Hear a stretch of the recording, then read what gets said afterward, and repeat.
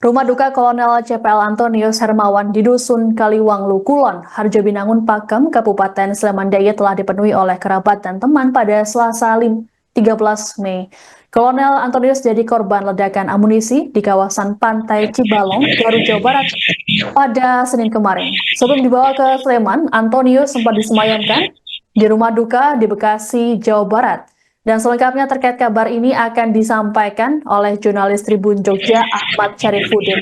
Selamat petang, Syarif.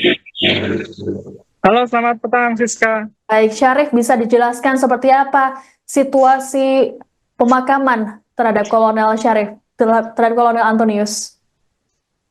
Baik, benar bahwa Kolonel Antonius Hermawan sudah dikebumikan atau sudah dimakamkan hari ini pada Selasa sore di Sasonoloyo atau tempat pemakaman Kaliwanglu, dan pemakaman almarhum yang menjadi salah satu korban ledakan amunisi di Garut, Jawa Barat ini dimakamkan dengan upacara militer pada Selasa sore tadi, dan suasana haru tentu saja menyelimuti prosesi pemakaman.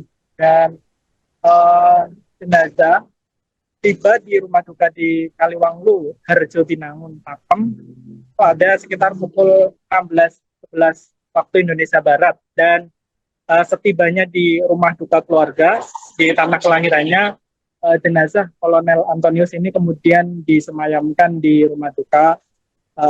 Kemudian dilakukan misa arwah atau misa arwah yang dilakukan di rumah duka. Kemudian setelah misa selesai, selanjutnya jenazah diserahkan dari pihak keluarga ke pihak TNI untuk kemudian dilakukan upacara pemakaman menggunakan upacara militer.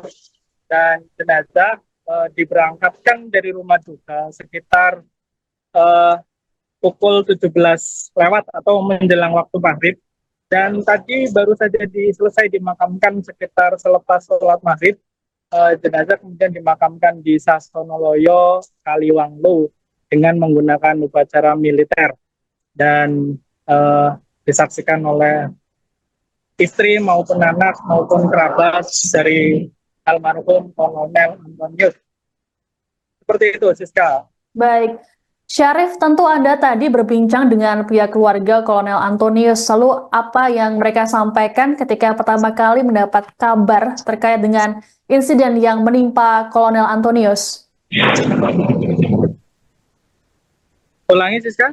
Baik, Syarif, tadi Anda tentu sudah berbincang dengan pihak keluarga terkait dengan hal ini. Lalu apa yang disampaikan oleh pihak keluarga ketika pertama kali mendapat kabar terkait insiden yang menimpa Kolonel Antonius? Baik, ya, pihak keluarga tadi yang diwakili oleh Bapak dari mendiang Kolonel Antonius, yaitu Yohanes Sugiarto. Beliau menyampaikan bahwa pertama kali mendapatkan kabar duka ini lewat telepon dari istri almarhum. Jadi istri almarhum menelpon, kemudian diterima oleh Yohanes Sugiarto, dan beliau kaget tentu saja. Dan awalnya mengira bahwa telepon yang masuk dari istrinya Kolonel Antonius ini ingin mengatakan soal ulang tahun dari istri almarhum yang terlambat. Tapi kemudian ternyata bahwa telepon itu adalah kabar duka Kolonel Antonius, sang anak, mengalami kecelakaan dalam insiden ledakan amunisi di Garut, Jawa Barat. Dan dari pihak ibu juga tadi sempat berbincang, dan beliau menyampaikan kaget, shock atas musibah yang terjadi. Begitu, Siska. Baik, Syarif, lalu bagaimana sosok Kolonel Antonius ini di mata keluarga? Baik, Siska, sosok mendiang Kolonel Antonius ini di mata keluarga dikenal sebagai anak yang pintar dan anak yang mudah menangkap pelajaran ketika waktu remaja. Dan ini yang kemudian melatar belakangi Kolonel ini bisa lolos tes AKAPRI di tahun 1994, satu AKAPRI, dan lulus di tahun 1997. Jadi sosok ini dikenal sebagai sosok yang pintar di mata keluarga. Begitu, Siska. Baik, pihak keluarga sendiri apakah juga menceritakan momen terakhir bersama Kolonel Antonius sebelum meninggal, Syarif? Eh, Penyampaian pihak keluarga bahwa Kolonel Antonius ini terakhir bertemu dengan keluarganya sekitar Natal tahun 2024 kemarin, Siska. Baik, lalu yang menjadi harapan orang tua dari Kolonel Antonius terkait dengan kejadian ini, apa Syarif? Oke, Siska. Tadi saya sempat berbincang dengan kedua orang tua dan kedua orang tua beliau menyampaikan bahwa harapan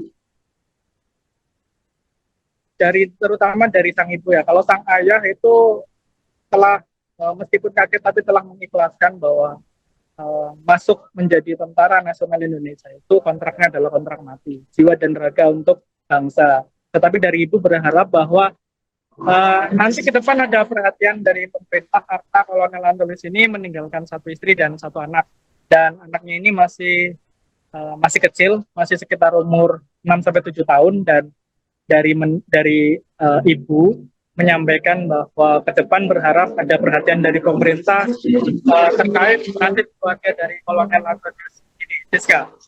Baik, Syarif, untuk anak yang ditinggalkan oleh Kolonel Antonius, jumlahnya ada berapa, Syarif?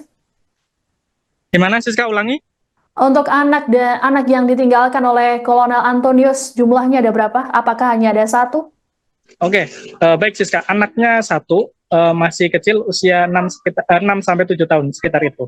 Baik, Syarif, apakah ada informasi lagi yang bisa Anda sampaikan terkait dengan prosesi pemakaman Kolonel Antonius di Sleman? Tadi bahwa upacara diwarnai dengan suasana haru dan hujan mengiringi prosesi pemakaman dengan upacara militer, dan tadi ada Pangdam Brawijaya juga hadir tapi menyaksikan prosesi pemakaman dari almarhum Kolonel Antonius Hermawan. Dan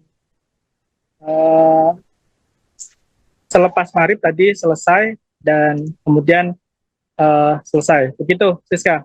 Baik. Terima kasih Syarif atas laporannya. Jurnalis Tribun Jogja Ahmad Syarifuddin melaporkan dari Sleman DIY. Selamat bertugas kembali. Apapun yang terjadi akan kita serahkan kepada beliau yang di atas, artinya pada Tuhan. Itu kan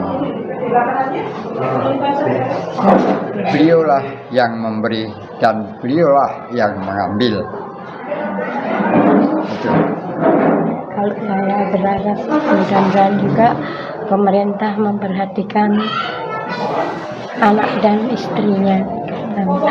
Masih kecil kalau dia bisa kan bagaimana gitu kan, rasanya kayak shock banget. Hanya seorang ibu saja ya.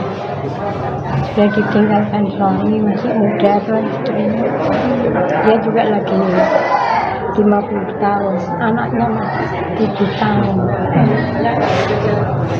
Ya biasanya kan ada perhatian dari atasan kan. Bu, alasan pemakaman di Sleman ini kenapa ya, Bu? Ya semua nenek moyangnya di sini. Bapak kan aslinya di sini. Jadi mau tidak mau kita masih hidup, jadi bawa pulang lah. Kalau di TMP atau di Semarang, di mertuanya, masa saya buang anak. Download Tribun X sekarang, menghadirkan lokal menjadi Indonesia.